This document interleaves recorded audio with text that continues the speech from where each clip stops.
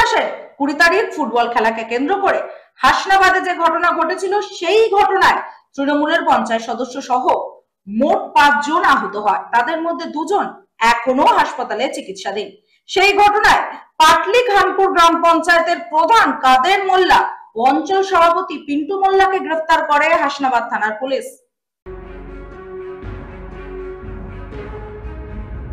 চলতি মাসের 20 তারিখ ফুটবল খেলাকে কেন্দ্র করে যে ঘটনা ঘটেছিল, হাতাহাতি মারধর, সেই ঘটনায় তৃণমূলের পঞ্চায়েত সদস্য সহ মোট 5 জন আহত হয়েছিল। তাদের মধ্যে এখনো 2 জন হাসপাতালে চিকিৎসাধীন।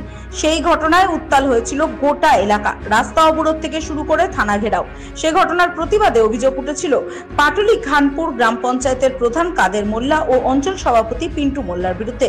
অভিযোগের ভিত্তিতে তদন্তে নামে হাসনাবাদ থানার পুলিশ।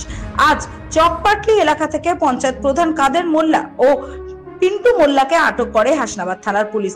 এই ঘটনায় এলাকায় যথেষ্ট চাঞ্চল্য তৈরি হয়েছে। পাশাপাশি এই 2 জন অভিযুক্তের শাস্তির দাবি জানিয়েছে এলাকাবাসীরা। এই নিয়ে রীতিমতো চাঞ্চল্য তৈরি হয়েছে চকপাটলি গ্রামে। ঘটনাস্থলে হাসনাবাদ থানার পুলিশ।